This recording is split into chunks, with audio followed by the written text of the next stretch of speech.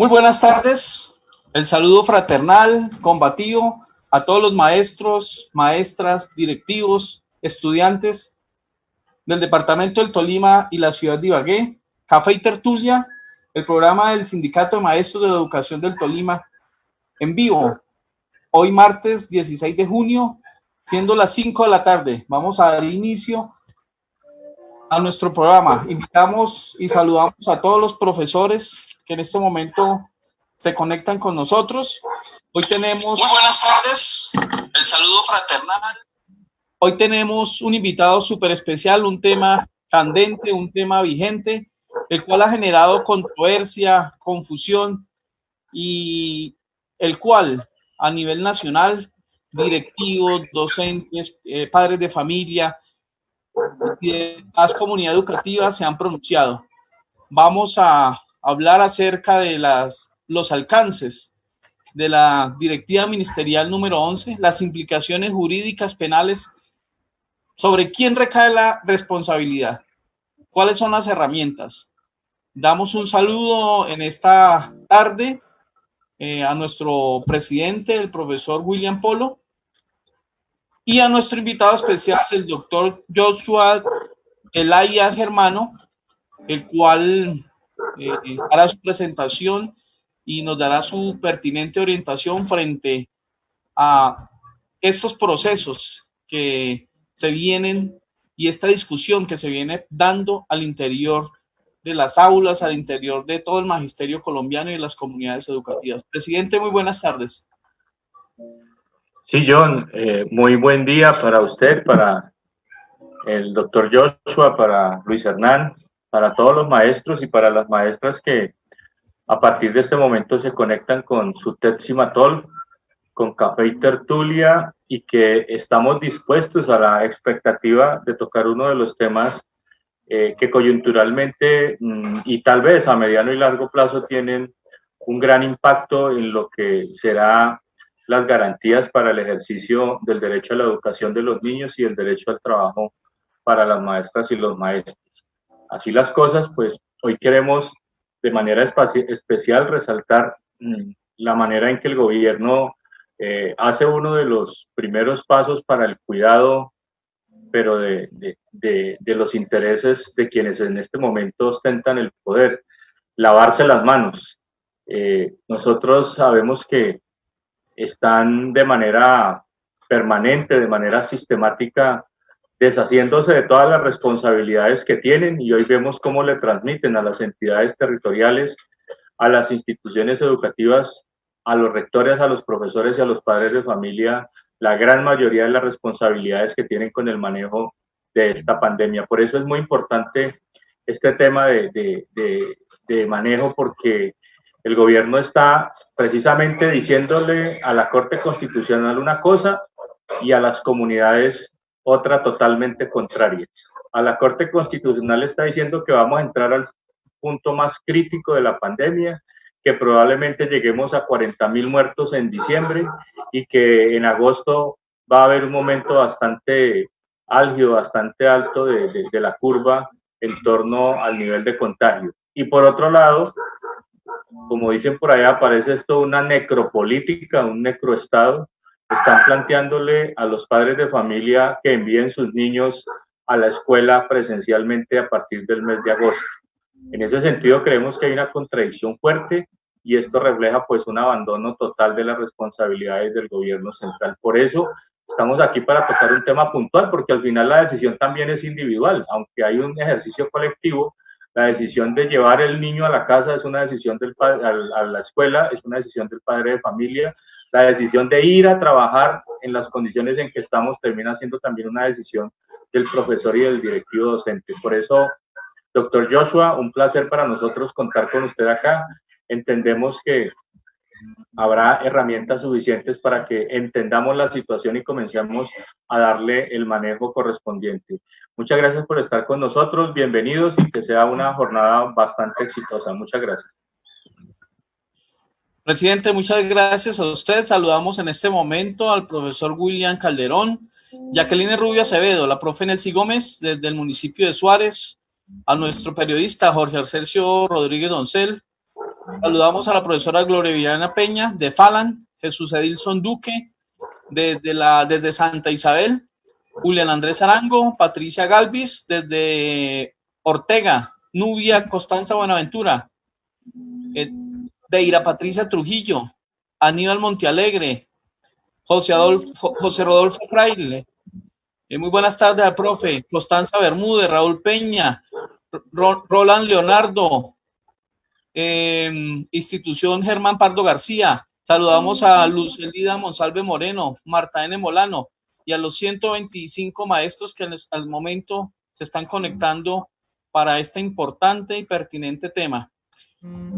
Saludamos nuevamente a nuestro invitado especial, el doctor Joshua Elaya Germano, experto en temas educativos, director de una fundación de la cual hacen parte un bufete de abogados, el cual direcciona y está a cargo la abogada y especialista Sandra Patricia Garcés, que tuvo la oportunidad de darnos la orientación la semana pasada en el programa de Café y Tertulia. Doctor Joshua, en nombre del Sindicato de Maestros de la Educación del Tolima, en nombre del Magisterio Tolimense, de la Secretaría de Prensa y Comunicaciones y de nuestro programa Café y Tertulia, le damos la bienvenida. Por favor, ¿quién más que usted, la persona pertinente para que nos presente su currículo y a la vez podamos hablar de este tema y nos dé la orientación pertinente frente a la directriz o la directiva ministerial que emitió el gobierno el pasado 29 de mayo, esa directiva ministerial 11 para el sector público y la 12 para el sector privado? Y a partir de allí, doctor, pues sé que tendremos que abordar también los lineamientos que el gobierno en estos días, a través de los medios y la ministra, ha sacado a la luz a través de sus comunicados. Muy buenas tardes, doctor, y bienvenido. Muy buenas tardes a todos los profesores, al presidente, a profe John Ávila por haberme invitado. Para mí es un privilegio estar acá. Es la primera vez en el programa, espero que no sea la última. Mi nombre es Joshua Elaya Germano. Soy autor de 17 libros sociojurídicos, todos dirigidos al tema educativo y del ámbito escolar. El último libro se llama Legislación Educativa 2020. Es un libro de 287 páginas que ya esta semana empieza a rotar virtualmente en PDF mientras logran abrir las litografías para votar la quinta edición. Vamos en la quinta edición. Adicional a ello, he editado 2.996 conferencias y he trabajado como perito experto en el tema de los manuales de convivencia durante 14 años. Y soy el autor con derechos de autor. Soy el titular de los derechos de autor del Manual de Convivencia Guía de Ejemplo, que condensa todo lo que tiene que ver lo académico, cognitivo, curricular con la jurisprudencia, lo normativo, lo de ley y obviamente las 14 leyes que debe contener el Manual de Convivencia de manera taxativa para cumplir con la parte de legalidad, publicidad y el principio, por supuesto, del debido proceso y del conducto regular. Hoy vamos a abordar el tema en dos bloques. Voy a tratar de ser muy rápido, pero muy puntual y preciso en la información. Voy a abordar el tema en dos bloques. En el primer bloque voy a hablar estrictamente de lo que tiene que ver con la situación de las directivas ministeriales 11 y 12. Y en un segundo bloque voy a hablar así una pequeña introducción muy breve, pero la vamos a dejar de abrebocas para el tema alternancia, porque son nexos. Vienen conexos y adicional a ello los dos traen una responsabilidad. El problema es que la responsabilidad se la está generando, como decía el presidente, el gobierno se lava las manos, un gobierno herodiano, es un gobierno herodiano que protege a los borrachos. Usted se da cuenta que no han abierto bares y no los van a abrir. No abren lugares de lenocinio ni de, digamos, de divertimento, ni abren casinos, ni abren ningún tipo de lugar que permita el consumo de alcohol. O sea que protegen más a los borrachos que a nuestros niños, niñas y adolescentes. Es un gobierno herodiano. Quiere mandar a nuestros niños a morir contagiados y que contagien a sus familiares en las casas, pero que los borrachos se queden en la casa tranquilos y no les pase nada. Vamos a iniciar hablando de exención de responsabilidad. ¿Qué es la exención de responsabilidad? Primero, quiero que los profes que están de pronto al aire y tienen cómo tomar nota, tomen nota. O por supuesto, si pueden, luego visiten el video de esta reunión. Quiero ponerlo en cintura, en claridad muy conceptual, en 3 aspectos. Los rectores y los docentes equivocadamente y muchas veces por ignorancia creen que a la única persona que le ponen es al secretario de Educación o al ministerio. Y es una mentira gigantesca y no hay nada más temerario.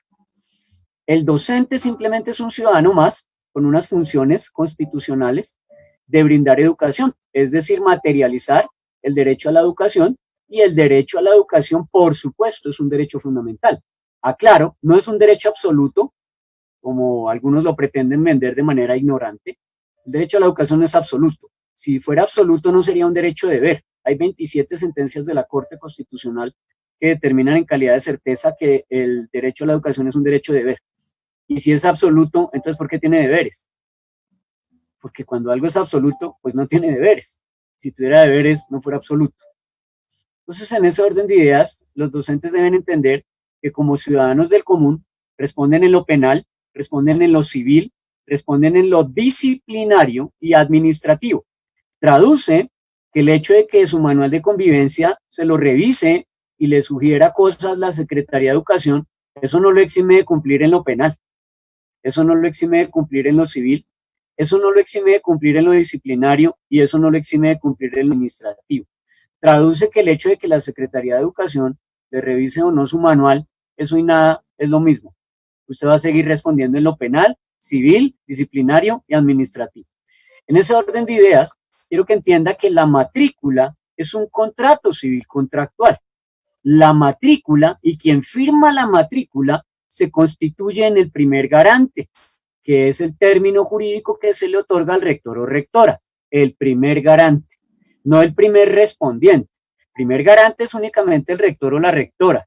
El primer respondiente es la persona que llega en primera instancia a una situación irregular o delictiva o a una situación de accidente o de un fortuito de desastre, que es el primer respondiente, no así el primer garante, que son los rectores. Ahora, la Corte Constitucional en la sentencia de tutela 612 de 1992, 612 de 1992, hace 28 años, dijo que al momento de matricularse una persona en un centro educativo, celebra por ese acto un contrato de naturaleza civil, un contrato de naturaleza civil. Y también dice la Corte Constitucional en esa misma sentencia que un contrato es un acuerdo de voluntades para crear obligaciones. Acuerdo de voluntades para crear obligaciones. Traduce que así usted sea el rector o el directivo de un colegio oficial, usted firma una matrícula, lo que constituye un contrato. Y al constituirse contrato, le aclaro que, primero, el Ministerio de Educación se lava las manos y no va a responder porque el Ministerio de Educación no firmó ninguna matrícula. Segundo, la Secretaría de Educación se va a lavar las manos porque la Secretaría de Educación no firmó ninguna matrícula. El que firmó la matrícula es el rector o la rectora del colegio, que es el que tiene todas las de perder. Primero, civilmente, para los que están tomando nota, está en el artículo 2347 del Código Civil. Son responsables, según el artículo 2347 del Código Civil, el rector, rectora o director de colegio rural, de los niños, niñas o adolescentes que están a su cargo. En segundo lugar, el artículo 25 del Código Penal, estoy hablando de lo penal. El artículo 25 del Código Penal dice que el delito se comete por acción o por omisión. Traduce que el rector actúa o por acción o por omisión y aún así se le endilga el delito del deber de cuidado. El deber de cuidado también va ligado al artículo 18 de la Ley de Infancia y Adolescencia, que tiene 3 verbos rectores: omisión, descuido y trato negligente. Luego, entonces, el rector que incurra en una omisión, en un descuido o en un trato negligente, además del prevaricato por omisión que está cometiendo maltrato infantil. Maltrato infantil según el artículo 18 de la Ley de Infancia y Adolescencia y el 414 del Código Penal, que es el prevaricato por omisión. Adicional, pues obviamente tendrá responsabilidades en lo disciplinario y en lo administrativo. Entonces, teniendo en cuenta eso, la directiva ministerial número 11, para los que están tomando nota, primero, no consultó con el comité de convivencia escolar, ni el comité de convivencia escolar del colegio, ni el comité de convivencia municipal. La ministra no consultó este órgano desorio. La ministra no consultó con el comité académico o consejo académico. La ministra tampoco consultó con el consejo directivo. Y la ministra no consultó principalmente con los padres de familia desde el 9 de este mes, desde el 9 de este mes que hicimos otro Zoom de 2 horas, con más de 876 docentes que asistieron. Se aclaró que el artículo 288 del Código Civil, artículo 288 del Código Civil, es la patria potestad. Luego, entonces, la ministra no puede suplantar la patria potestad que está en el artículo 288 del Código Civil, que se encuentra también en el artículo 18 de la Ley de Infancia y Adolescencia y que se encuentra además en el artículo 39 de la Ley de Infancia y Adolescencia. Entonces, la ministra suplanta la norma y se atribuye una autoridad para pasar por encima del artículo 288 del Código Civil, artículo 18 y 39 de la Ley de Infancia, y por supuesto, cuando ya caen en cuenta del error, cuando ya empieza a circular esa información que nosotros brindamos, que la vieron más de 8.200 personas en posterior, ya empiezan a hablarle al oído y le dicen, la embarraste, no consultaste con todos los órganos escolares, estás violando la autonomía escolar. Y adicional, no consultó con los que tienen la patria potestad, que son los que deciden si mandan a sus hijos al colegio o no. Entonces ahí sale la ministra a decir que están desinformando, en lugar de decir, sí, nos equivocamos, teníamos que haber hecho una consulta y a partir de esa consulta sí tomar la decisión respecto de la directiva ministerial número 11 y por supuesto luego en los protocolos de alternancia que generalmente le van a implicar relaciones jurídicas si se llegara hipotéticamente a un regreso a clase. En ese orden de ideas, quiero que tomen nota. Es una orden de un superior a la que ustedes están obedeciendo como rectores, directivos, coordinadores, orientadores y profesores. Es una orden de un superior. Al ser una orden de un superior, ustedes se tienen que acoger al artículo 32, numeral 4, artículo 32, numeral 4 del Código Penal. El artículo 32, numeral 4 del Código Penal resalta taxativamente que cuando usted está cumpliendo la orden de un superior de manera legal, de manera lícita, en una jerarquización en donde usted es el superior o el subordinado, usted está exento de una responsabilidad penal. En ese orden de ideas, profesores, coordinadores, orientadores, educadores, directivos y rectores tienen que elaborar un acta. Cuando le digo tienen, no es consulta, es obligación.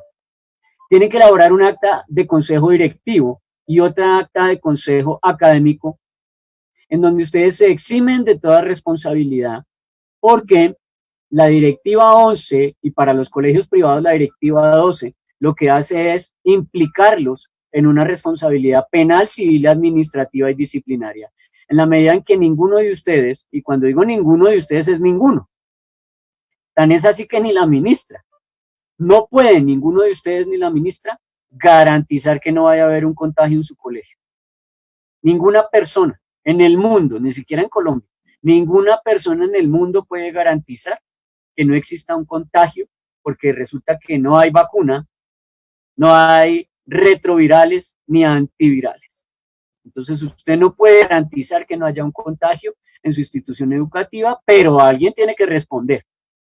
Entonces voy a hablarle de 20 puntos rápidos, voy a tomarme 20 minutos rápidos y voy a hacerle 20 aseveraciones de a minuto en las cuales usted va a entrar en sentido común, que es el menos común de los sentidos, y usted va a entrar en sentido común en la información que yo le voy a brindar de una manera precisa y objetiva.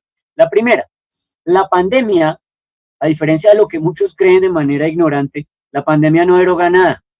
La pandemia no deroga el debido proceso, la pandemia no deroga el conducto regular, la pandemia no ha derogado la ruta de atención escolar, la pandemia no ha derogado el Código Civil, la pandemia no ha derogado el Código Penal, la pandemia no deroga las responsabilidades que se le atribuyen a los rectores, la pandemia no deroga tácitamente nada. La pandemia, le repito, no deroga tácitamente nada. La pandemia simplemente flexibiliza algunas cosas, pero no deroga tácitamente nada. Lo segundo, usted debe entender que en la medida que no deroga absolutamente nada, pues entra la ministra en camino, porque la ministra tampoco deroga nada. La ministra no legisla, la ministra ofrece una directiva 011 que ni siquiera tiene una vinculación de fuerza, digamos, de directriz vinculante jurídica o de fuerza vinculante de ley.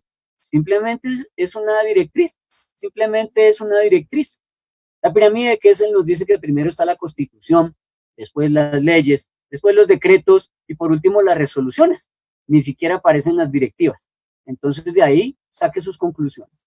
No tiene una fuerza vinculante de ley. Ahora, la ministra no deroga la responsabilidad penal que se le atañe a los rectores y a los docentes, que está implícita y tácita y taxativa también en el artículo 44, numeral 4 de la Ley de Infancia, para los que están dando apuntes. Artículo 44, numeral 4 de la Ley de Infancia y Adolescencia, que taxativamente dice que se debe garantizar al niño, niña o adolescente la vida, la integridad y la dignidad dentro del ámbito escolar. Ese artículo no lo ha derogado la ministra. La ministra no ha derogado la responsabilidad del artículo 2347 del Código Civil, ni del Código Penal en su artículo 25, ni el 18 de la Ley de Infancia y Adolescencia, y la ministra tampoco está por encima del artículo 44 de la Constitución, que habla del interés superior del menor en prevalencia. Es decir, entre los derechos de un mayor de edad y los de un menor de edad, prevalecen los del menor, según el artículo 44 de la Constitución, que va conexo con el artículo 8 de la Ley de Infancia y Adolescencia, que habla del interés superior del menor. Dice que en toda medida administrativa que se tome, dice taxativamente el artículo 8 de la Ley de Infancia y Adolescencia, que en toda decisión administrativa que se tome, tiene que tomarse una decisión que proteja siempre al menor, y en este caso, como que no sucede. En tercer lugar, los rectores y los directores responden penalmente según el artículo 25 del Código Penal, penalmente según el artículo 44, numeral 4 de la Ley de Infancia, y penalmente sobre el artículo 18 de la Ley de Infancia y Adolescencia. Cuarto, los rectores siguen respondiendo ante el Código Civil según el artículo 2347, y los rectores, número 5, responden en lo disciplinario y extracontractual frente a la Ley 1952 del 2019, o nuevo Código Disciplinario Único. Ley 1952 del 2019. En el punto 6, le aclaro que el Ministerio de Educación se lava las manos porque, repito, ellos no firman matrículas. Las secretarías de educación se lavan las manos porque, repito, ellos no firman matrículas. Y quien firma la matrícula y se constituye en el primer garante, pues es el rector, a quien le van a aplicar el artículo 11 de la Ley de Infancia y Adolescencia, artículo 11 de la Ley de Infancia y Adolescencia, que dice taxativamente que cualquier persona, cualquiera es cualquiera, puede solicitar de la autoridad pertinente o competente el restablecimiento de los derechos de niños, niñas y adolescentes. Ahora, las matrículas se constituyen en un contrato, y ya le dije la sentencia ratio, pero algún profesor dirá, pero es que esa sentencia es vieja, tiene 28 años. Yo le tengo la última sentencia. La sentencia T240, T de tutela 240, del 26 de junio de 2018, 26 de junio del 2018, T240. En su numeral 4.2 dice que en la sentencia T859 del 2002, la Sala Séptima de Revisión de la Corte Constitucional sostuvo que estos documentos ostentan las características propias de un contrato de adhesión. Traduce que el manual de convivencia y la matrícula, que es quien le da la vida y la vigencia a través del artículo 87, al firmarse el contrato, según la ley 115 del 94, es que el estudiante se somete al manual, no que el manual se someta al estudiante, como muchos jueces de la República, de manera temeraria y de manera desfasada y extralimitándose en funciones, le otorgan un poder, categoría y fuero al estudiante que supera el manual de convivencia, pero que está violando el artículo 87 y el artículo 96 de la ley 115 del 94 para quienes están tomando nota. Finalmente les recuerdo que quienes envían a sus hijos por autoridad de patria potestad es el padre de familia y no la ministra. El artículo 288 del Código Civil, el artículo 18 de la Ley de Infancia y el artículo 39 de la Ley de Infancia son los que le otorgan ese fuero, categoría o poder al padre para que decida. Noveno, la curva de contagio no ha bajado. No existe una cura, no existe un antiviral efectivo. Estamos en pleno pico de pandemia.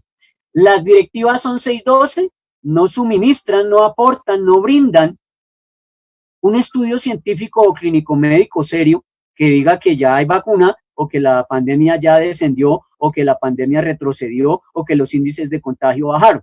No existe ese estudio científico. No se ha derogado la responsabilidad penal, no se ha derogado la responsabilidad civil, no se ha derogado la patria potestad, no se ha derogado ningún tipo de norma en responsabilidad para los rectores. Y tampoco, escúchenme bien, tampoco se ha declarado al coronavirus o al COVID-19 como una enfermedad laboral. Luego, entonces, si se contagia a un profesor, ¿quién responde? ¿Responde el rector? ¿Responde la Secretaría de Educación? ¿O responde el ministerio? Ahí está el meollo del asunto. Ahí es donde cuando usted actualiza todo el proceso interno en debido proceso y conducto regular, puede encontrar la solución. ¿Por qué? Porque usted está obedeciendo a una orden directa de un superior. Artículo 32, numeral 4 del Código Penal. Y allí entra también a mirarse que hay un híbrido, porque ustedes docentes, mis amados profes, ustedes tienen una connotación que son un fuero especial. El Código Sustantivo del Trabajo les aplica para algunas cosas y para otras no. Entonces ahí es donde los sindicatos se tienen que poner la mano en el considere y mirar qué es lo que los favorece del Código Sustantivo del Trabajo y del fuero especial que ustedes gozan, qué es lo que ustedes tienen que cumplir frente a esa obligación del deber de cuidado con los estudiantes, pero también de su derecho a la vida. Artículo 11 de la Constitución. Artículo 11 de la Constitución. No habrá pena de muerte. No habrá pena de muerte. Entonces, lo primordial o el único derecho constitucional que existe en Colombia, que es absoluto, se llama el derecho a la vida. Y tristemente es el que más violan. Por otro lado, la ministra sale con esa maravilla de propuesta que no es una decisión consensuada, es una decisión arbitraria y unilateral. Traduce que es la orden de un superior donde el superior tiene que responder. Traduce, deben responder las secretarías de educación, porque es una orden que proviene de un superior jerárquico que es el secretario de educación. Y son ustedes los directivos docentes los que están cumpliendo esa orden que les está dando el secretario de educación o la secretaría de educación, y ustedes tienen que hacerlo a través de actas. Todo por escrito. El debido proceso, yo no sé de dónde sacan que el debido proceso es verbal. Yo no sé de dónde sacan que el conducto regular es verbal. Yo no sé de dónde sacan que no escriben para no tener evidencias de lo que ustedes están solicitando. Ahora, vuelvo y le reitero, la directiva 011 no consulta a los comités de convivencia, ni a los consejos académicos, ni a los consejos directivos. En ese orden de ideas, las soluciones que usted elabore esas actas de exención de responsabilidad desde las funciones del consejo académico, porque tenemos que hacer una flexibilización. Entienda esto. Hay que flexibilizar el currículo, porque usted ya no está en presencial, usted ya entró a virtual, y posiblemente así va a terminar el año. Tiene que flexibilizar el plan de estudios, porque no es lo mismo estar en presencial que entrar a una actividad no presencial que no se llama educación virtual. La educación virtual en Colombia no existe, tome nota. La educación virtual en Colombia no está legislada para bachillerato, ni para primaria, ni preescolar. La educación virtual sí está legislada para la universidad, pero nunca para secundaria básica, ni para primaria básica, ni para preescolar. En Colombia tiene otro nombre que se llama el uso adecuado de las tecnologías. Uso adecuado de las tecnologías sí existe en el decreto 1075 del 2015 y en la ley 115 del 94. Uso adecuado de las tecnologías. Nunca más vuelvo a decir educación virtual. Eso para bachillerato y primaria y preescolar no existe. Existe el uso adecuado de las tecnologías. Ahora bien, usted tiene que consultar a los padres de familia para poder hacer esas actas de debido proceso del comité de convivencia, del consejo académico, porque usted tiene que hacerle cambios, adiciones, reformas y unas sujeciones especiales que le tiene que hacer usted para pasar de lo presencial a lo no presencial o a lo presencial a través del uso adecuado de las tecnologías. Y adicional tiene que hacer un acta de exención de responsabilidad del consejo directivo para que no se le venga encima lo penal de un contagio. Por otro lado, ¿por qué hay que hacer esos cambios, adiciones y reformas? Supongamos que el pelado cumple el año lectivo y pierde, no aprueba. El padre de familia se va a agarrar de donde sea para venir a tutelar y demandar al colegio. Y lo primero que se va a pegar es que él matriculó a su hijo fue en presencial, nunca en no presencial, nunca en ciberdigital, nunca en cibervirtual, nunca con cartillas, nunca con fotocopias, en presencial. ¿Y qué colegio le responde? En segundo lugar, rectores amados de Dios que me están escuchando y rectoras, y que me escuchan después en la grabación, cuando usted firma un diploma o un acta de grado o un certificado y usted manifiesta que usted firma esa educación presencial, usted está cometiendo el delito de la falsedad documental, porque el estudiante duró 2, 3, hasta 4 y el resto del año en educación no presencial, y usted está poniendo en un diploma de grado 11 que fue presencial. Adicional, comete el delito del fraude procesal, porque recuerde que los certificados y los diplomas pueden ser utilizados como prueba ante un juzgado. Y le recuerdo que esa función de declarar lícito el diploma, de declarar lícito el acta de grado y de declarar lícito los certificados es del consejo directivo. Y el consejo directivo firman más de 3. Y cuando firman más de 3 una falsedad documental o cometiendo un delito de fraude procesal, se llama concierto para delinquir.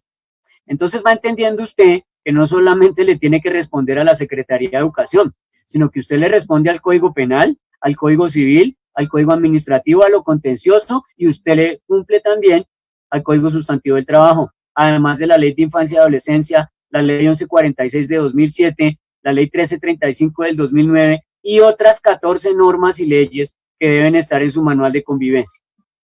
Ahora, la autonomía escolar fue pisoteada, ¿Por qué? Porque existen otras alternativas, como le digo yo, a través del uso adecuado de las tecnologías, que se encuentran, tome nota, por favor tome nota, en el artículo 76 a 79 de la ley 115 del 94. Artículo 76 a 79 de la ley 115 del 94. Me quiero detener en el artículo 78 para los que están tomando nota. Tome nota, por favor. El artículo 78 en el inciso final. Vaya al artículo 78 de la ley 115 del 94 y está la solución a todos sus problemas. Leo taxativo, abro comillas. Cuando haya cambios significativos en el currículo, el rector de la institución educativa oficial o privada lo presentará a la Secretaría de Educación departamental o distrital o a los organismos que hagan sus veces para que ésta verifique el cumplimiento de los requisitos establecidos en la presente ley 115 del 94. Ver artículo 33 del decreto 1860 del 94 y resolución 2343 del 96.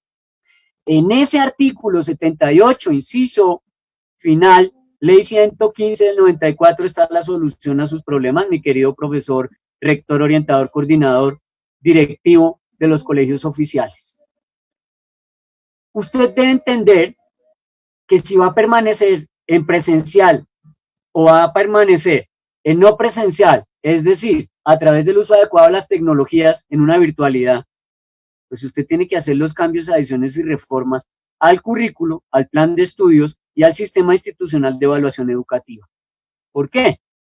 Porque no se ha podido controlar el coronavirus o el COVID-19 en las clínicas que tienen todos los equipos, deben tener todos los, mecanismos, herramientas, todos los utensilios, las máscaras, los guantes, donde deben tener todos los tapabocas, donde deben tener todos los overoles clínico-médicos satisfactorios, y aún así los médicos se mueren, y aún así los médicos se contagian, y pretenden que nuestros niños no se contagien en el colegio. Ahí le dejo esa perla. De otro lado, ¿de dónde va a salir el dinero para desinfección y elementos de bioseguridad diario? La ministra dice que no, que ya el Ministerio de Hacienda dio la plata. ¿Y de qué le sirve a usted hacerlo a diario en el colegio, tener la plata, que el niño se contagia en la ruta o camino al colegio? O el padre de familia le trae al estudiante a usted contagiado. Le doy el ejemplo. El padre de familia se llevó el fin de semana al niño para otro municipio donde los tíos, los primos, la abuela, y lo trajo contagiado. El padre de familia no le va a decir al rector, ay, qué pena, rector, le traje niño contagiado. Le va a decir, yo se lo traje bueno y usted me lo devuelve enfermo. Usted me responde y lo voy a demandar. Y el niño me contagió a los 2 abuelos en la casa. O sea que usted me responde por el niño y por los 2 abuelos. Y pueda que no lo condenen, rector, pueda que no vaya a una cárcel, rector, pero sí le toca pagar un abogado y adivine de dónde sale la plata. Porque la plata no va a salir de la Secretaría de Educación para ese abogado, ni va a salir del ministerio para ese abogado. Número 16. Hay educadores con enfermedades base como cáncer, diabetes, sufren del corazón, tienen problemas pulmonares, problemas respiratorios, lupus. Hay profesores mayores de 60 años sin que se hayan pensionado. Hay un 37% de profesores en Colombia que son mayores de 60 años. Los niños van a convertirse en una potencial fuente de contagio, no solo para sus padres y sus abuelos, sino para estos profesores. Después salen diciendo y lo arreglan con que los profesores de 60 años no van a ir a los colegios. Pero eso no dice la directiva. Eso lo dice ya es la alternancia. Si usted tiene que sacar pólizas, mi querido rector, director, orientador, coordinador, ¿quién va a pagar esas pólizas? Y más aún, ¿dónde va a conseguir usted la aseguradora que le brinde una póliza de seguro para coronavirus? Me gustaría, pero no creo que la vaya a encontrar. Los colegios oficiales en este momento, muchos de ellos no tienen celador, no tienen baterías de baño suficientes, no tienen elementos de bioseguridad, los profesores no cuentan tampoco con esos elementos, muchos no tienen aseadoras, no tienen enfermeras, mucho menos médicos, y aún así se insiste de una manera bizarra de que vuelvan a presencialidad. No hay garantías de bioseguridad en certeza y se pretende que los rectores y rectoras asuman esos riesgos, tanto penales, civiles, administrativos y disciplinarios. Y aunque hubiera todas las garantías, ¿quién le garantiza a usted que el niño no va a venir contagiado de otro lado? O que el niño se va a convertir en un centro de contagio dentro del colegio. Ahora es el tema de las pruebas, lo desengaño. El tema de las pruebas es un simple lavadero de plata. Usted se hace la prueba hoy y de camino a la casa de hacerse la prueba, usted se contagia. Es decir, llegó a la prueba sin contagio.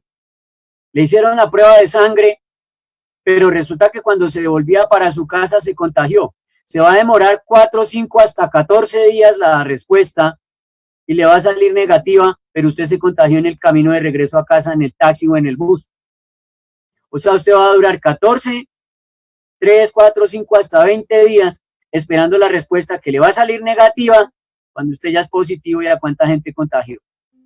Ahora, tendría usted que estar haciéndole pruebas a los niños todos los días, pruebas a los profesores todos los días, igual que el ejercicio de descontaminar y desinfectar las instalaciones del colegio todos los días, todos los días.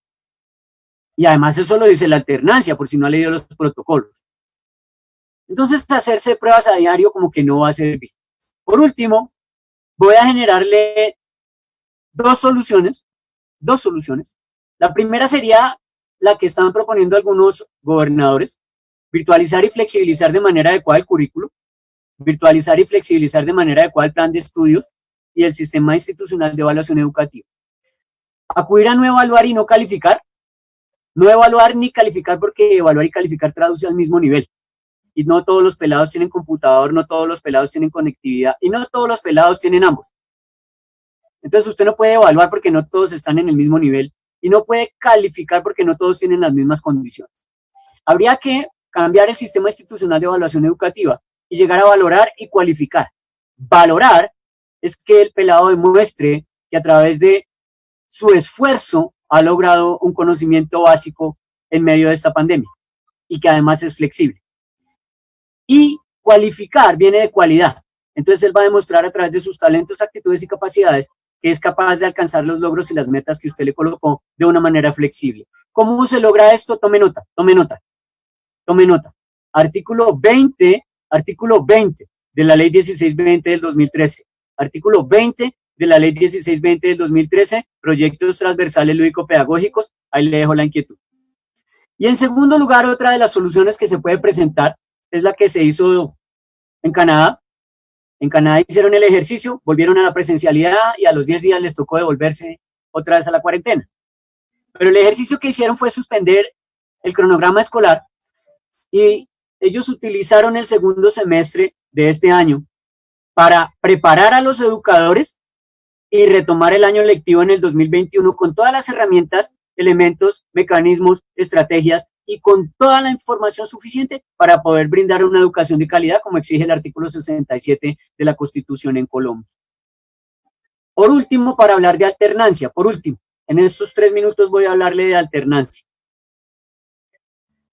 De las 60 páginas que ofrece ese quijotesco y utópico documento que nos brindan allá en el Ministerio de Educación para incluirnos en una alternancia, yo le aclaro que por ningún lado de esas 60 páginas le hablan a ustedes las implicaciones jurídicas, ni penales, ni civiles, ni administrativas, ni disciplinarias en que usted se va a ver inmerso si llega a existir un contagio en su colegio. Yo no le estoy hablando de 100 contagios, yo no le hablo de 200 contagios, yo no le hablo de 500 contagios. Yo le hablo del contagio de un profesor o yo le hablo del contagio de un educando. Y usted va a saber lo que es bonito. Con el profesor, porque no es una enfermedad laboral, no le han declarado enfermedad laboral. Y si el profesor fallece, peor, porque la demanda va contra el Estado, pero le repite al rector. En acción de repetición se viene con el rector, el Estado no va a perder esa plática. Y 2, con el estudiante igual. La demanda va para el Estado, pero le repiten al rector, porque fue el que firmó la matrícula. Y ahí es donde entran conexas esas actas de exención de responsabilidad. Usted necesita elaborar esas actas de exención de responsabilidad. Primero, un acta dirigida a los educadores.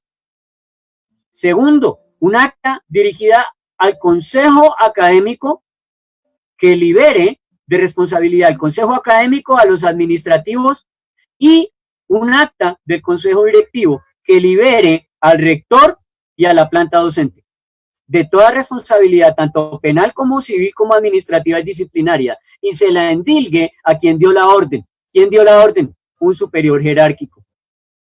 Ese superior jerárquico que firma la orden, llámese secretario de Educación o llámese Ministerio de Educación, ese que firmó la orden, ese que firmó la directiva 11 y 12 y ese que firma la alternancia, ese es el superior jerárquico que responde. Ese funcionario público responde por acción o por omisión.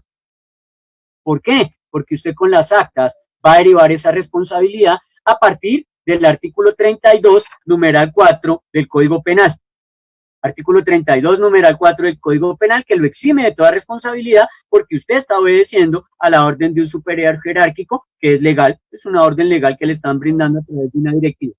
Con eso cierro y los invito a que quede como el abrebocas, que quede como el abrebocas de los protocolos de alternancia, porque la idea es en un nuevo programa, en un nuevo espacio, en una nueva situación que se pueda presentar y que podamos convocarnos, a hablar exclusivamente los 45 minutos de la alternancia.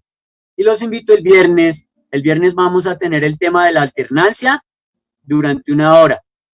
Entonces, posiblemente el profe John Ávila les colabore de pronto con la invitación para los que quieran asistir y vamos a hablar de la alternancia desde lo penal, desde lo civil y desde lo académico cognitivo curricular para mirar cuál es la responsabilidad que se le genera a los docentes. Entonces, profe, estoy abierto hacia algún docente, educador, directivo que esté, quisiera hacer alguna pregunta o quiere claridad en el tema en algún aspecto, aquí estoy para absolver sus dudas y sus inquietudes.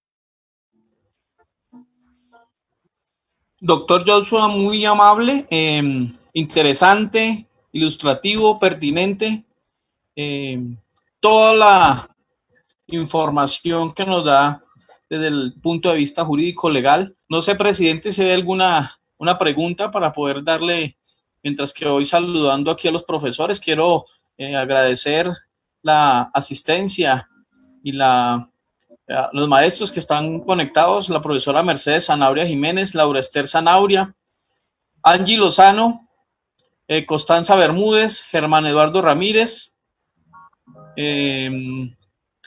Hermes Payanene Pano, la profesora Olga Lucía Hernández desde Ibagué, el profesor Florentino Cardoso Chaparral, Lucía Ortiz, Gloria Ramírez, Oscar Armando Oñate, de Nuestra Señora del Carmen del Líbano, Luz Elida Monsalve, Numidia Rubio, excelente conferencia, muchas gracias.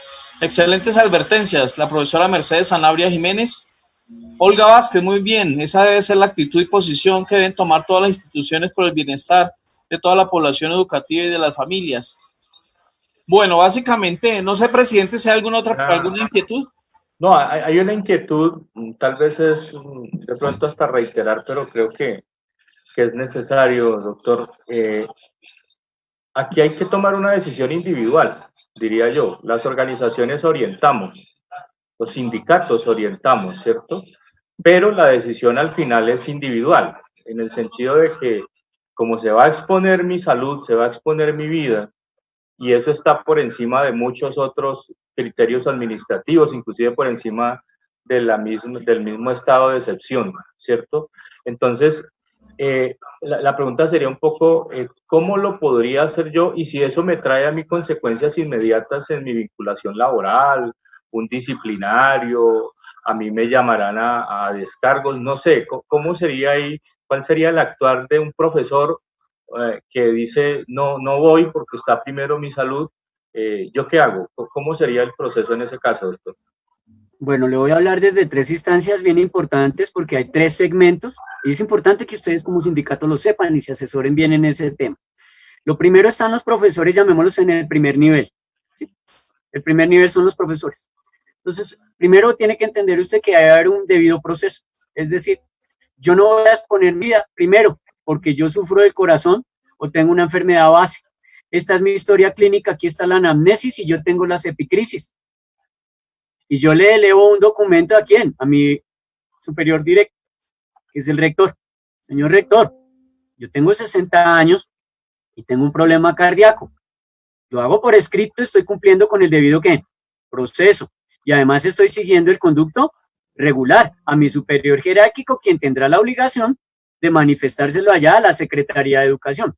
En este orden de ideas, yo estoy blindando mi debido proceso, no tiene por qué haber represalias. Si las hubiera, sería una persecución laboral, que yo puedo probar porque pues, tengo mis epicrisis, tengo mi anamnesis y tengo mi historia de hoja de vida clínica, que me dice que realmente estoy enfermo. En otra opción diferente, que es que el profesor no está enfermo, pero el profesor lo que tiene miedo es de un contagio, porque su esposita está embarazada, o porque tiene bebé, o porque tiene sus papás muy avanzados en edad y tienen diabetes. Todos estos justificantes de ley tienen que quedar por escrito y obviamente tienen que tener unos elementos materiales probatorios, es decir, exámenes médicos, clínicos, biomédicos, etcétera, que me permitan aportar a esa carta o a esa, digamos, como esa acta que yo voy a elaborar para manifestársela al rector. Ese sería el primer grupo, profe, presidente, para que me entiendan. En un segundo grupo es otro balance. Es yo recibo como rector y como directivo, ¿cuál es mi deber? Consultar con el consejo directivo como conducto regular o directamente pasárselo allá a inspección y vigilancia o a calidad educativa. Ahí es donde habla de la autonomía escolar. El rector tiene las 2 opciones, o consultar con su consejo directivo o enviarlo directamente a la Secretaría de Educación. Pero el conducto regular sería que él consulte primero con el consejo directivo y si el consejo directivo lo considera o lo estima pertinente, es el consejo directivo como órgano decisorio el que envía a la Secretaría de Educación, para que guardemos siempre el conducto regular y el debido proceso y no se presenten ese tipo de sanciones o de investigaciones o de pliego de cargos de los que usted manifiesta. Y el otro sentido es que el mismo grupo primero del profesor se cure en salud y se blinde y haga una jugada inteligente. ¿Cuál es la jugada inteligente? Yo le paso mi carta a mi rector, pero se la paso con copia a la Secretaría de Educación.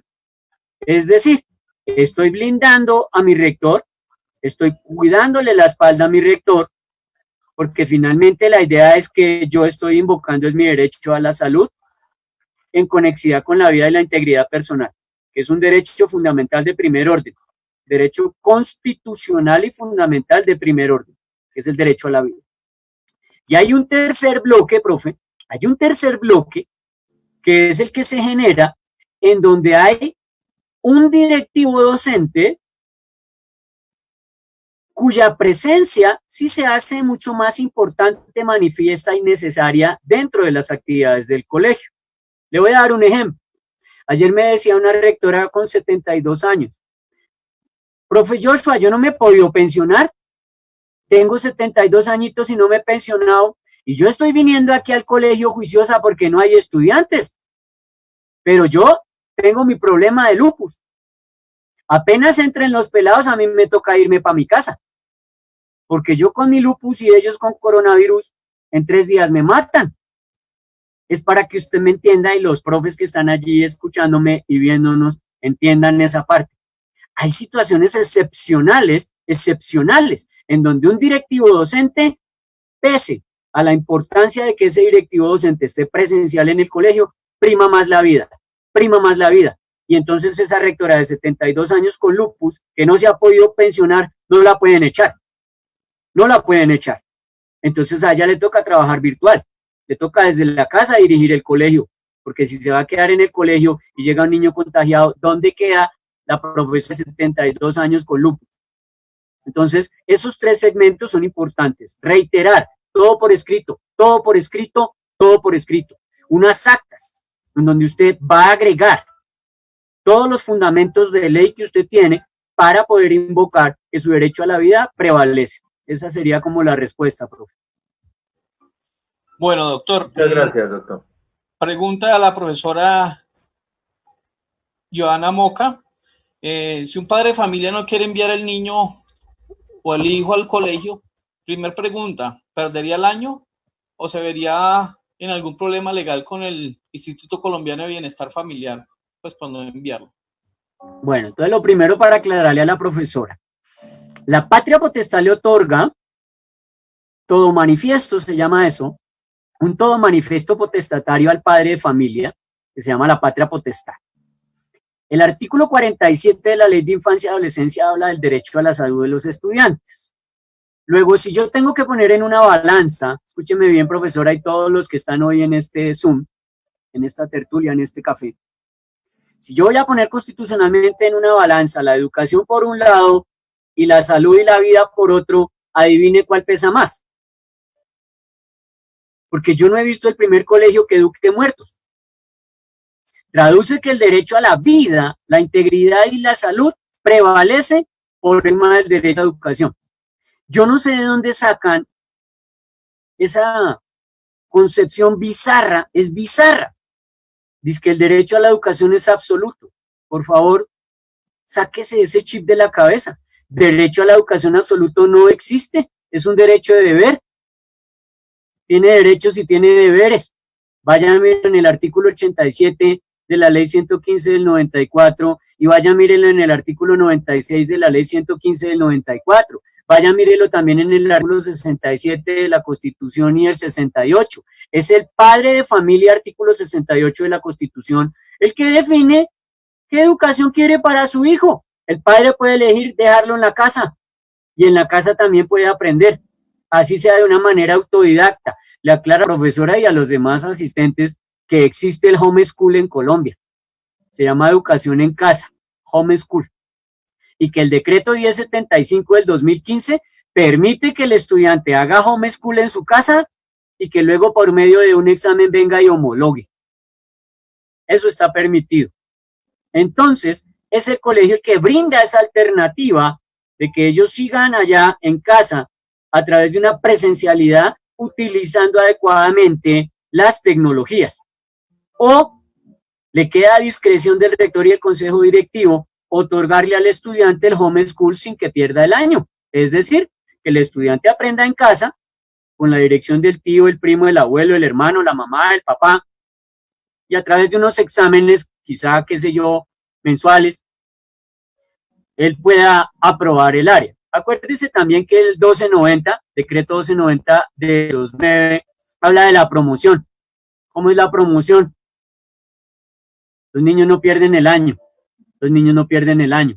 Salvo de noveno, décimo y 11, pero ya tendrían que llegar a unos acuerdos conciliatorios en esa parte. El bienestar familiar no le puede quitar la patria potestad, porque el padre de familia está salvaguardando un derecho de primer orden que se llama la vida, la integridad y la salud. Esa es mi respuesta para la profe. Bueno, doctor, otra pregunta que es reiterada es sobre las actas de blindaje de las cuales nos hablaba también la doctora Sandra. A ver si usted nos puede volver a reiterar cuál sería el proceso. En el contexto que algún rector, de acuerdo a la orientación que sea la directiva ministerial, le dice al maestro que debe devolver. ¿Cuál sería el conducto regular o qué es lo que debe hacer este maestro para poderse brindar y en esa manera no tener su puesto o se vea expuesto a una sanción? Bueno, lo primero son 3 actas, vuelvo y repito, son 3, para que no se me confundan y no haya mala información. Son 3. La primera es la que desarrolla el docente de manera particular, o sea, el profe, el docente, el educador, la profesora, en donde ella se exime de toda responsabilidad, y manifiesta no su desacato a fungir en sus labores, sino manifiesta que si ella se contagia, ¿quién le va a responder? Porque obviamente el Código Sustantivo del Trabajo, en sus 5 primeros artículos, habla de eso, de que el empleador le tiene que garantizar los medios, la salubridad y la salud a sus empleados. ¿Quién es el empleador? Hasta donde sé, creo que a ustedes los nombran como profesores y tienen un jefe, ¿no? Entonces ese jefe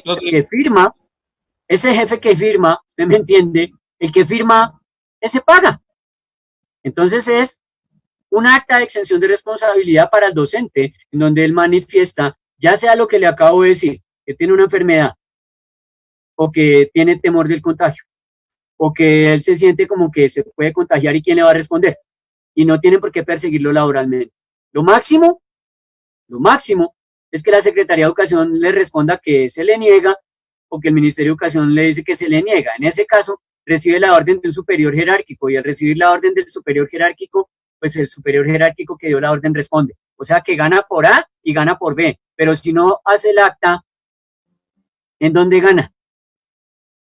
Entonces le aclaro, si hace el acta, gana porque hizo el acta, y gana si se la niegan, porque se acoge al artículo 32, numeral 4 del Código Penal, y respondería al Estado. Gana por A y gana por B, pero si no hace el acta, ¿no gana? Nada, ni por A ni por B. Una segunda acta, que es la del Consejo Académico, en donde se va a deshacer la flexibilización del currículo, el plan de estudios y el sistema institucional de evaluación educativa. Y además esa acta también tiene la tarea de blindar la planta docente y a los del Consejo Académico. Y una tercera acta, tercera acta, que es la que elabora el Consejo Directivo. Y esa blinda al rector, a los directivos, a los administrativos y al colegio. ¿Por qué? Porque es el rector, los administrativos, el consejo directivo y el colegio el que está obedeciendo a una orden, o del secretario de Educación o de la ministra. Y alguno de los dos tiene que responder, porque es una orden que de manera manifiesta está poniendo en peligro la vida, la integridad y la dignidad de los profesores y de los educandos. Y alguien tiene que responder. Entonces vuelvo y le repito, son 3 actas.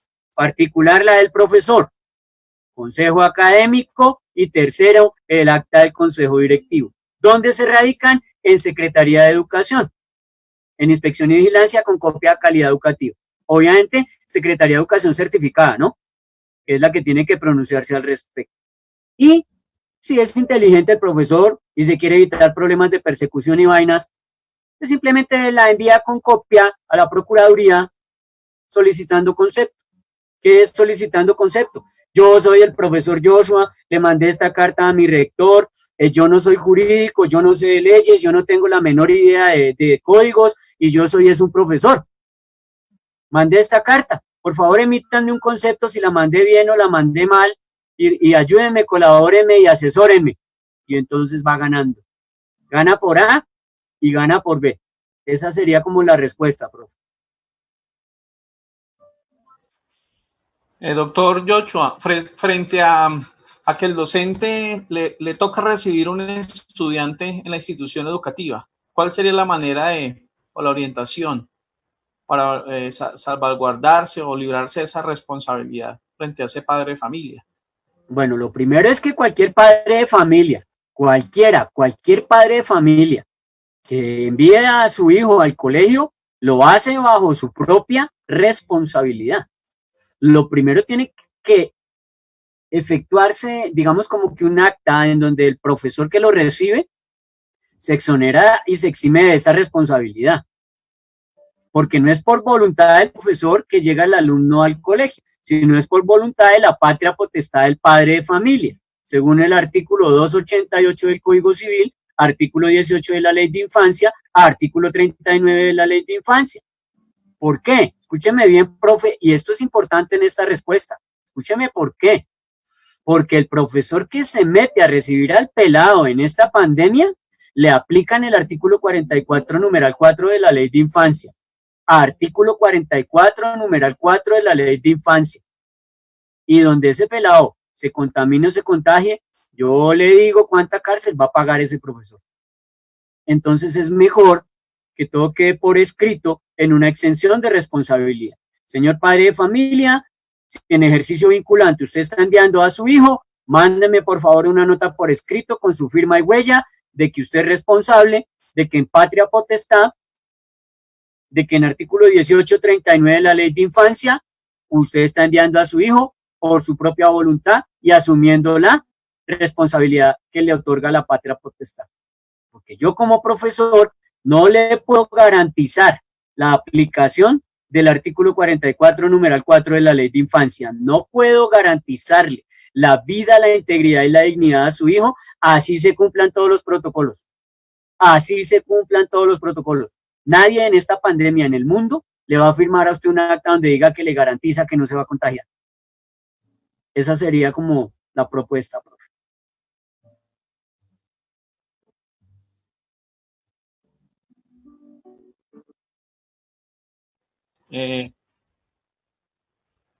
Una pregunta a YouTube, Hernán.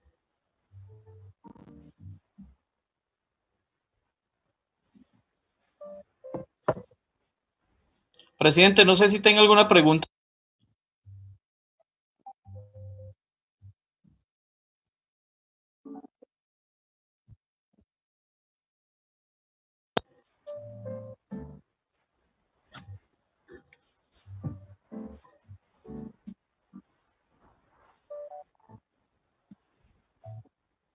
No, en lo que va aquí no, porque pues estoy mirando y ya los comentarios que hay pues están contenidos en la apreciación que ha hecho el doctor.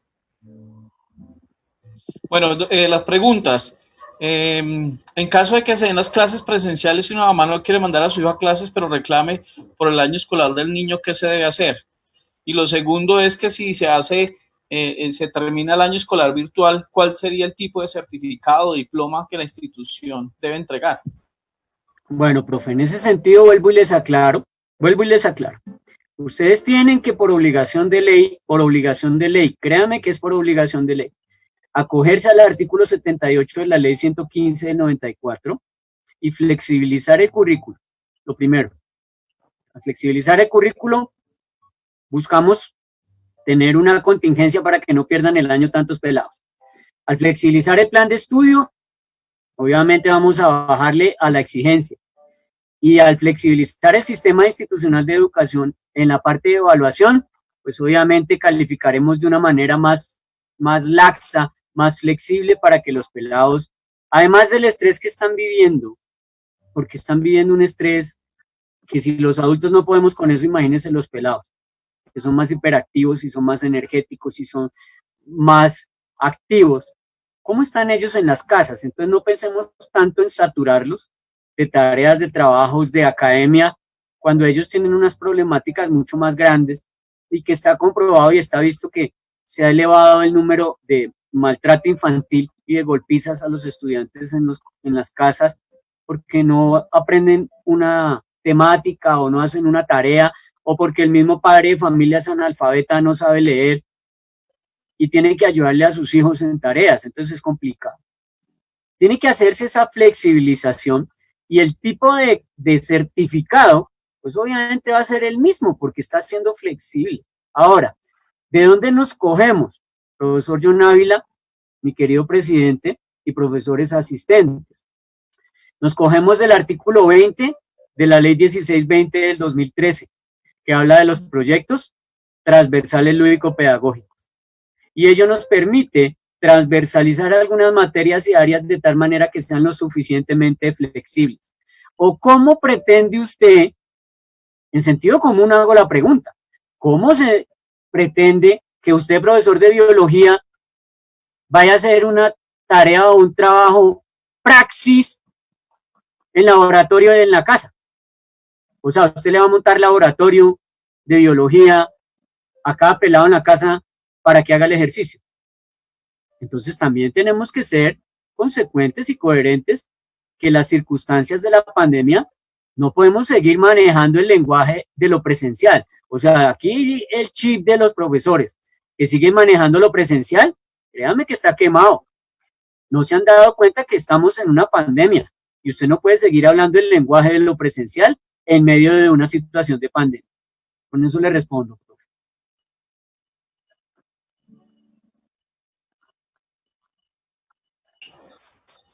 Doctor, en el Tolima hay un fenómeno que tenemos un número considerable de maestros que son de otros departamentos. Dos situaciones. Una, el rector les puede obligar o les puede decir que se presenten el 15 de julio para que guarden la cuarentena y puedan iniciar a laborar el 1 de agosto. Y la segunda, en caso de que él se venga en el camino, se contagie, ¿quién responde?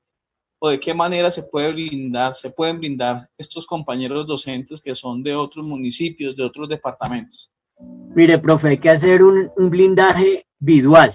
Cuando yo le digo visual es que yo puedo entender que tengo que respaldar primero al rector, porque es el directivo que le está haciendo el llamado en ejercicio de sus funciones y no puede dejar de hacerlo, porque entonces incurriría en un prevaricato por omisión, ¿correcto? Y dos, tengo que blindar también ¿a quién?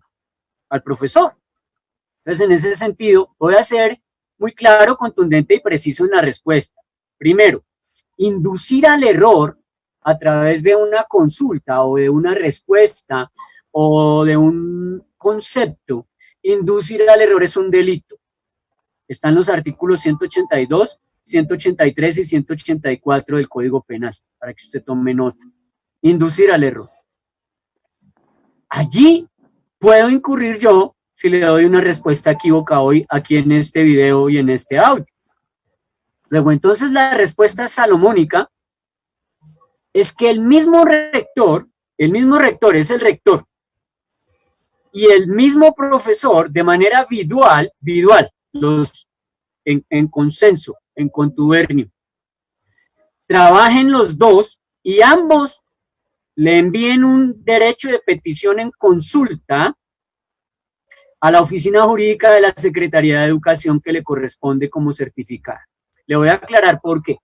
Yo le puedo dar mi concepto, pero mi concepto podría inducir al error a los profesores que están viendo o escuchando, y me meto yo en un problema de ley que me da de 1 a 3 años de cárcel por estar brindando conceptos que pueden inducir al error. Artículos 182, 183 y 184 del Código Penal. Mientras que cuando los dos elevan esa consulta a través de un derecho de petición, la respuesta la está emitiendo un órgano certificado. Entonces, en este momento mi respuesta sería absurda, sería inane y además podría inducir al error. Mientras que la respuesta que le brinde a usted la Secretaría de Educación, esa respuesta sí tiene fuerza vinculante de ley porque es un órgano certificado. Y la Secretaría de Educación le va a decir, bueno, si manda a ir al profesor, pasa tal cosa, y si no manda, tal otra. Le voy a contar una anécdota para enriquecerle la respuesta. Desde el 9 venimos hablando de las actas, pero desde el 20 de mayo yo le advertí a un número grande de rectores de que no podían certificar los grados y los diplomas de los estudiantes si no hacían esta transición de lo presencial a lo virtual. Por ahí 4 o 5 rectores escribieron en el grupo de WhatsApp que yo manejo: eso es puro negocio, eso es puro negocio, eso no se necesita. Yo lo reté y les dije, bueno, si es negocio y no se necesita, eleven un derecho de petición al Ministerio de Educación y de lo que responda al Ministerio de Educación nos acogemos, tanto ustedes como yo, a ver si yo estoy en el yerro, yo soy el que tiene la equivocación. Uno de los rectores sí me cogió la canoa, hizo el derecho de petición y nos contestaron hace 4 días.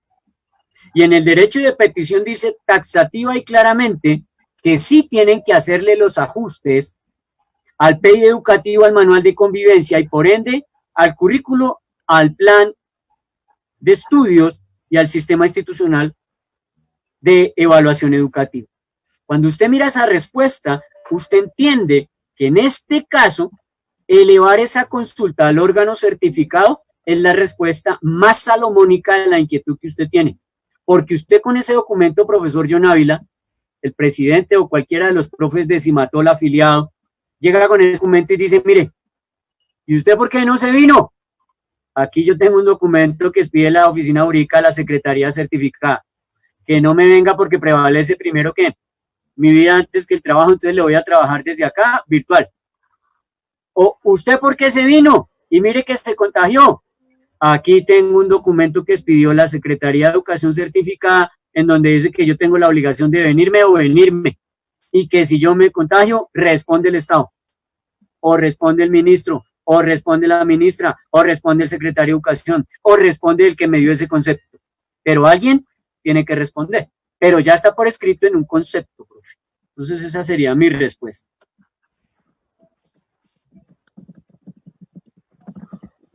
Bueno, otras preguntas. Si no aparece un remedio contra el COVID, ¿en qué momento se considera como una enfermedad similar a las demás? Si los papás le escriben al rector todo un grado que no van a asistir y piden clase virtual, ¿el rector puede aceptar que ese grupo no asista en particular? 2 preguntas, doctor.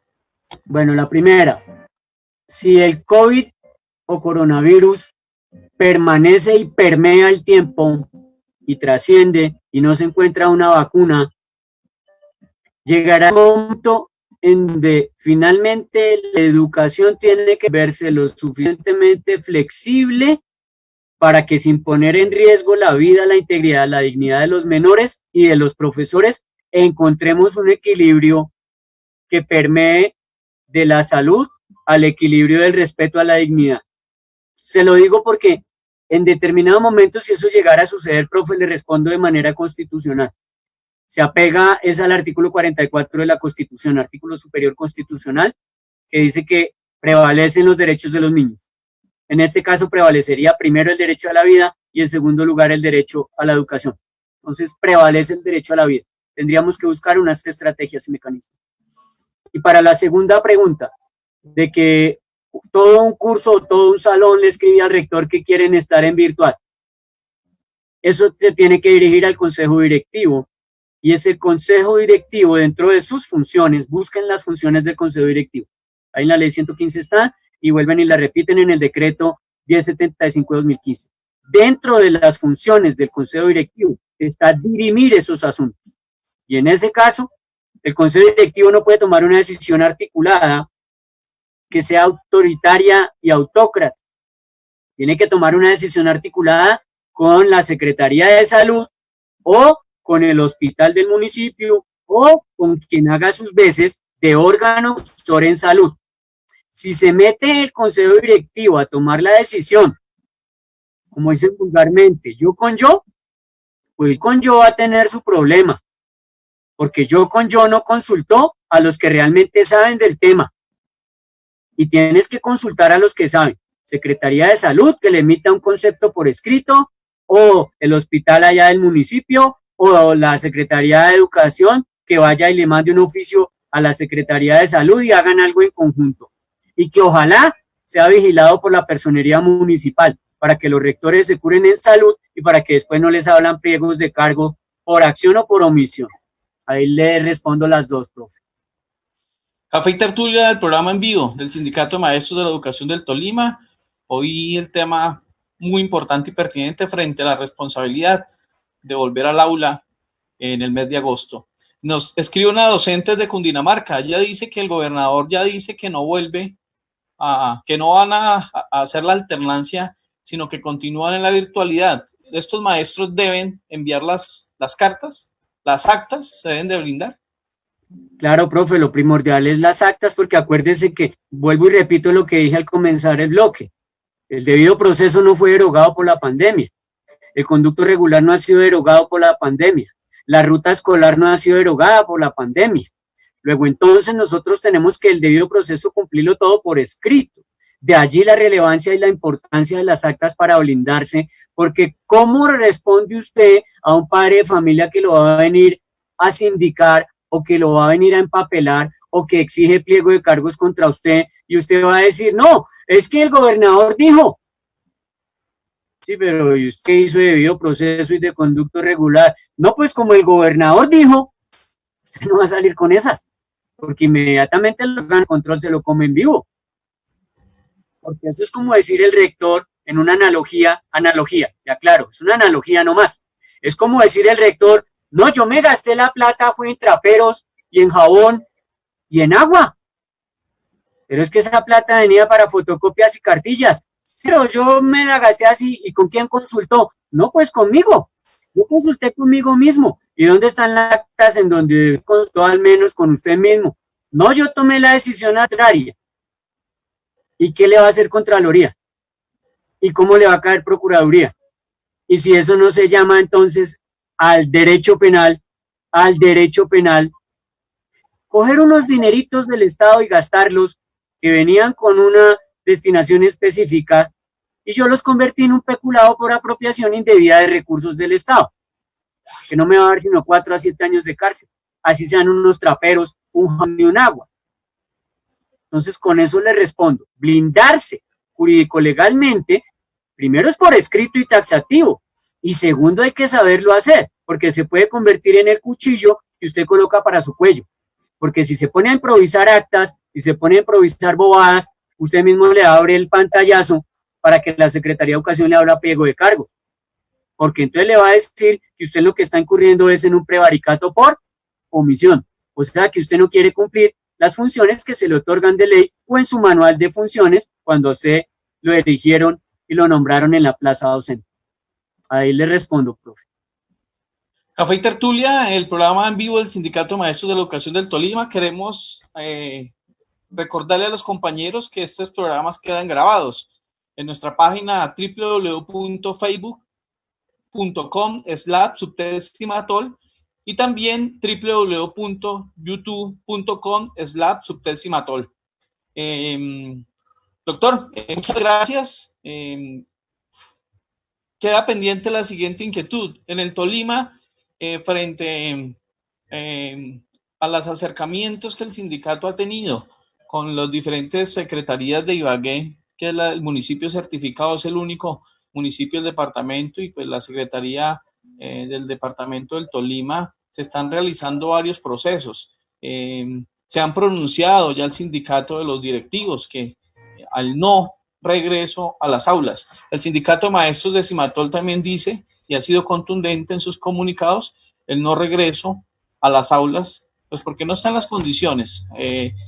Si no estaban antes, si salíamos a las calles por falta de inversión, pues ahorita mismo más se revela y se muestra y sale a la luz las falencias que tiene el sistema educativo departamental. ¿Cuál sería esa orientación para nosotros poder continuar en este proceso y poderle decir no realmente a volver a las aulas, doctor? Bueno, lo primero, profe, tengo que tomar el tema de hoy. El tema de hoy fue un comunicado que sacó por allá una agremiación de colegios y muchos de los rectores de manera cándida, inocente, me escribían ahí a los 28 grupos de WhatsApp que yo tengo. Yo dirijo 28 grupos de WhatsApp, cada uno de 257 personas. muchos rectores me escribían y me decían, mire, profe, es que ya la organización y la agremiación esa de colegios privados ya dijo que no van, entonces ya no van. Y yo le dije, disculpe, profe, pero usted está como más perdido que embolatado. ¿Quién es esa agremiación de colegios que tiene fuero, categoría o poder sobre las secretarías de educación? ¿Quién es esa agremiación de colegios que tiene fuero, categoría o poder para derogar las directivas ministeriales? ¿Quién es esa agremiación de colegios que tiene fuero, categoría o poder para blindar a los colegios sin que lleven un debido proceso? No, señor. Eso simplemente es un comunicado. Eso es una información. Es una decisión tomada sobre una encuesta que hicieron, pero lo voy a ilustrar en el ejemplo y ustedes van a entender, las personas que nos ven y nos escuchan. Viene el órgano de control. El órgano de control es Inspección y Vigilancia o Calidad Educativa. Y viene donde el rector John Ávila y le pregunta, rector John Ávila, ¿usted por qué no ha traído los pelados a presencialidad como le ordenó la directiva 011? No, es que sacaron un comunicado de Cimatol, y Cimatol dijo que hizo una encuesta a todos los colegios del Tolima y todos los padres en el 93% dijeron que no iban, pues entonces Cimatol no va. Y entonces el de calidad educativa y el de inspección y vigilancia se queda mirándolo y se ríen un poquito de usted y le preguntan, ¿y quién es Cimatol para tomar decisiones? ¿Y quién es Cimatol para derogar la directiva? Más bien hágame el favor y me pasa su carpetica en donde usted flexibilizó su currículo, su plan de estudios y en dónde está su plan de mejoramiento. Me da el favor y me lo anexa. Y me anexa, además del plan de mejoramiento, también la encuesta que usted hizo fue en su colegio, señor John Ávila de Cimatol, porque nosotros no necesitamos la encuesta del Tolima porque su colegio no es para todo el Tolima, ni su colegio recibe estudiantes de todo el Tolima. Su colegio recibe de aquí de Ibagué y las encuestas tienen que ser de sus papás, aprobadas por el consejo directivo es de su colegio. Ese es el debido proceso, ese es el conducto regular. Con eso le estoy tratando de decir, profe, la iniciativa es excelente, el comunicado es excelente, tenemos que proteger a nuestros niños, pero una cosa son las buenas intenciones y otra cosa es un debido proceso y un conducto regular.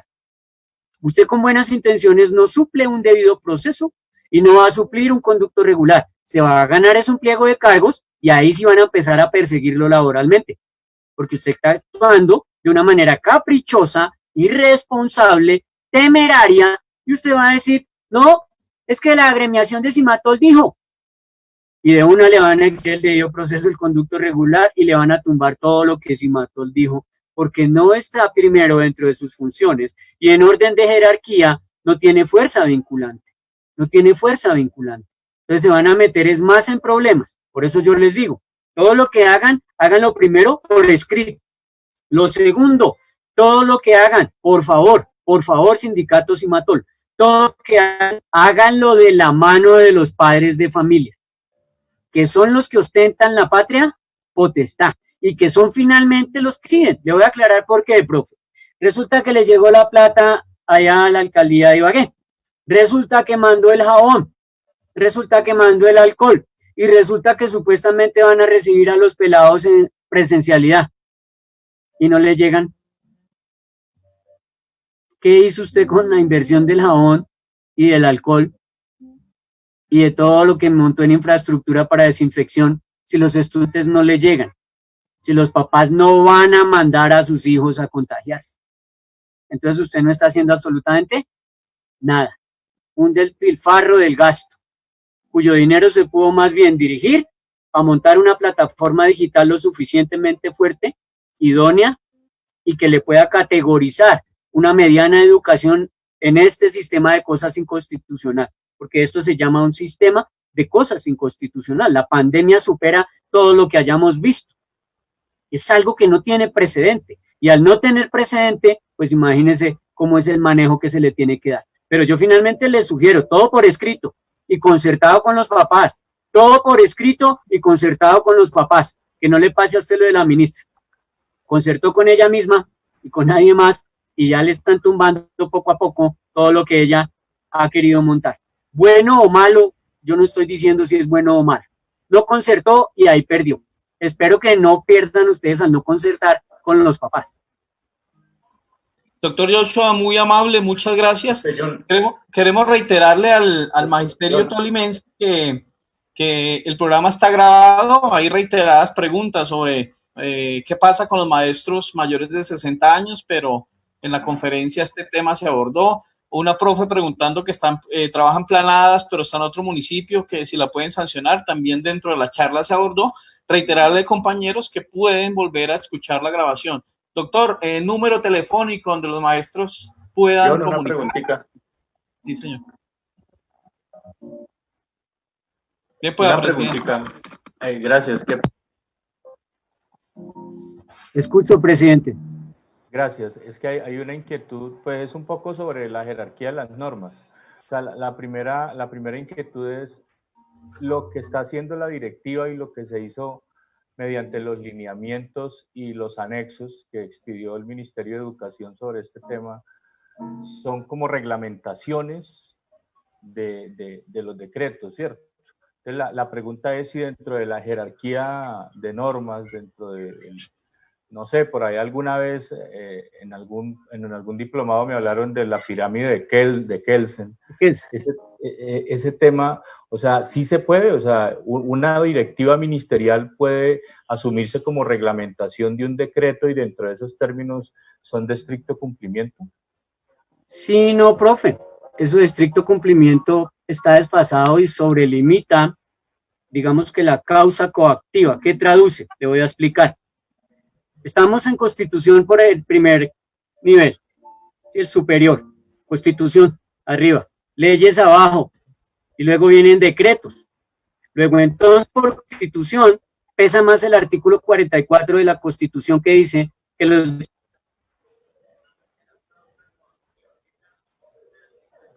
El micrófono, doctor. El micrófono se le silenció, doctor Joshua.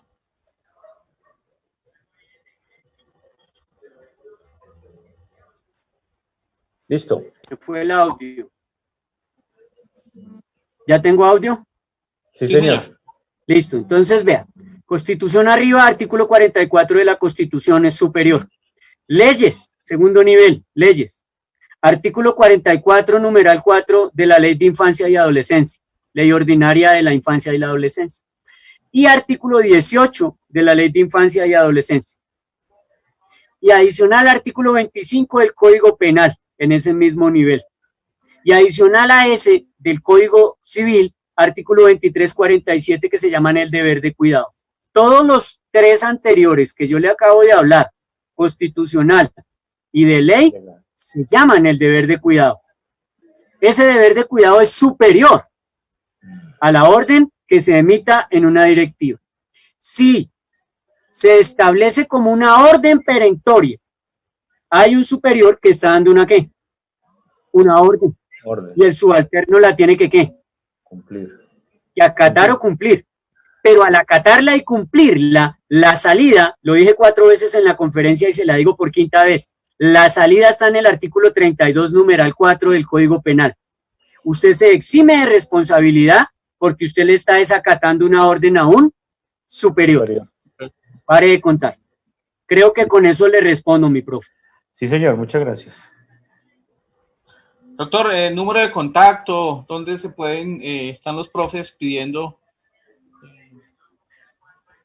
El número de contacto, para que tomen nota, es 305-416-0114. 305-416-0114. Ahí en ese WhatsApp me pueden ubicar, me pueden escribir y si tienen dudas, inquietudes, vacíos, consultas, con mucho gusto desde que sean horario de oficina, por favor horario de oficina, no me escriba a las 2 de la mañana que porque tiene insomnio y le quedaron 3 dudas. Desconectividad laboral, doctor. Exactamente. Para terminar, doctor, ya unas conclusiones y agradecemos y ya las palabras del presidente para despedirnos de nuestros 412 maestros que en este momento siguen conectados. Y el programa es solo de 1 hora, doctor. O sea que es muy interesante el tema, pertinente la disertación frente a este tema tan importante. Pues bueno, primero, conclusión. Si usted no se blinda por escrito, no está haciendo nada. Segundo, tiene que aprender cuál es la jerarquización de las leyes, que fue lo último que le acabé de explicar ahí al presidente y a los demás. Y tercero, haga la tareita, haga el esfuerzo de volver a mirar el video, porque seguramente cuando vuelva a mirar el video y vuelva a tomar apuntes, va a encontrar las normas, las leyes, yo se las dije todas, las normas y las leyes que necesita para blindarse. Y tercero, acuérdese que son 3 tipos de actas diferentes, una para el docente, una para el consejo directivo y una para el consejo académico, que es el que tiene la tarea de flexibilización, que finalmente es lo más importante en este momento de pandemia. Esas serían como las conclusiones. Mi gratitud y mi respeto para ustedes como sindicalistas, mi gratitud por haberme invitado, al profe John Ávila, al presidente, a SUTEP, por supuesto, y nada, un abrazo para Cimatol y cuenten con nosotros, con la empresa. La empresa tiene 4 abogados muy, muy buenos, tiene un magíster en Derecho Penal, tiene un doctor en Derechos Humanos, tiene a la doctora Sandra, que ya estuvo con ustedes, y tiene un perito experto de 14 años, que soy yo funjo como perito experto, yo les sirvo a los 4 abogados, los 4 abogados me consultan por dónde sí y por dónde no, y ahí vemos qué casos cogemos y cuáles no, porque van a la pérdida. Entonces mi tarea es eso, decirles por dónde sí y por dónde no.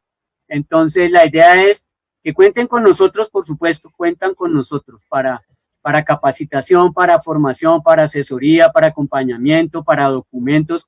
Ahí vamos a estar, ahí vamos a estar. Doctor, Bueno, perdón, presidente, doctor, ¿qué tranquilo, nos ya. quedaría pendiente? No sé si hay disponibilidad dentro de 8 días. ¿Qué cree pertinente que podamos abordar frente a estos temas? Alternancia es lo que tenemos que abordar en el próximo programa si me invitan, porque primero es un tema que tiene tan largo como de ancho, igual que el de hoy, y toca cogerlo con pinzas. La alternancia, ¿por qué? Se lo voy a decir muy claro, profe, porque ustedes son funcionarios públicos y son servidores públicos, tienen las 2 connotaciones. Y de pronto, si usted no sabe hacer las actas o se pone a improvisar o pone a una persona que no tiene la experticia o no sabe hacerlo, le van a clavar un prevaricato por omisión. Le van a clavar un prevaricato por omisión o un abandono del cargo, que es peor. Entonces es mejor tener personas expertas, idóneas en el tema y tener bien claro el concepto de alternancia, porque esas 60 páginas que vota allí el ministerio con sus 12 anexos, hay que mirarlas con lupa. Créanme que hay que mirarlas con lupa, porque no es así nomás que yo no quiero ir al colegio, porque le pueden clavar su abandono del cargo o su prevaricato por omisión a ustedes que son funcionarios públicos, y hay que cuidar el trabajito, porque fácil no está. Entonces, presidente, en ese orden de ideas, yo creo que quedaríamos y con el beneplácito del doctor Joshua, para dentro de 8 días trataríamos el tema de alternancia. Claro que sí, fundamental lo que acaba de decir, por ahí le hemos echado, y lo digo así con la irresponsabilidad que amerita, pero le hemos echado un par de ojeadas a esas 60 páginas y a esos 12 anexos, y la verdad es que es muy complejo. Uno creería que es vayan o no vayan y resulta que no, tiene bastantes implicaciones y que la cuestión es bastante, o sea, se debe tener en cuenta todos los sectores de la comunidad educativa, particularidades como el de los pueblos, el de los grupos étnicos, el del tema de las discapacidades, de la inclusividad, el tema mismo, necesidades educativas especiales, todo este tema más lo que tiene que ver con los lineamientos en sí y la relación con las secretarías y con el Ministerio de Salud y todo lo que implica, pues obviamente es muy complejo y sí requiere la asesoría y el acompañamiento de expertos, pues como el doctor Joshua, que esperamos efectivamente en el marco de lo que pueda ocurrir, que esté con nosotros el próximo martes, si él así bien lo lo tiene. Nosotros, pues en ese sentido, estaríamos complacidos de contar con su asesoría y su acompañamiento. Y hoy saludar, pues, a todos los compañeros que nos han regalado su audiencia, que han estado aquí pendientes, un número importante, se sostuvieron durante toda la reunión y esto, pues, es fundamental. Significa que, pues, estamos conectados con nuestros afiliados y que les estamos prestando una orientación necesaria, válida, una orientación idónea, y pues en ese sentido creo que estamos satisfechos. Pero quiero saludar de manera especial a los rectores y a las rectoras que hoy nos acompañaron. Dentro de la audiencia vi hartos compañeros que tienen esas funciones y pues Cimatol también tiene afiliados que son coordinadores, rectores y rectoras. En ese sentido, pues también un reconocimiento muy especial para ellos y seguramente dentro de 8 días vendrán más porque pues estaremos en este proceso de promoción, de información sobre la conexión que vamos a hacer dentro de 8 días con este Facebook Live nuevamente. Muchas gracias, doctor, muchas gracias, John, muchas gracias, Luis Hernán, y a la amable audiencia. Un saludo fraterno y un éxito total este Facebook Live también. Muchas gracias, presidente. Saludamos también a los maestros de Antioquia, Cauca, Bogotá, de diferentes partes del país que también estuvieron conectados con Café y Tertulia, el programa en vivo del Magisterio del Sindicato de Maestros de la Educación del Tolima, para todo el magisterio tolimense y ahora los temas pertinentes de la educación de todo nuestro país. Doctor Joshua, el saludo y el despido, y por favor nos dicen que el nombre de el lugar de oficina del doctor Joshua y cómo se llama el grupo de abogados. Pregunta el profesor Arbey Plaza Lozada. Bueno, pues despidiéndome con gratitud por la invitación. El profe John Ávila fue quien tuvo la amabilidad de invitarnos. Muchas gracias por la confianza. La corporación se llama Edúcate para Educar. La página web la encuentran como www.educateparaeducar.org de organización. educateparaeducar.org. Estamos ubicados en Bogotá, y por el momento solamente estamos atendiendo, por obvias razones, estamos atendiendo únicamente vía Zoom o vía digital, por seguridad de todos los profesores y también de nuestro equipo jurídico. Para lo que lleguen a requerirnos, pues ya saben, la página web, ya les di el teléfono, y lo que lleguen a requerir, ahí estamos para servirles. Si no se me presenta ninguna otra situación de fuerza mayor para el día martes, espero tener el tiempo suficiente y poderlos acompañar nuevamente. Gracias por la confianza. Bendición. Compañeros y compañeras, Dios los bendiga. Excelente semana.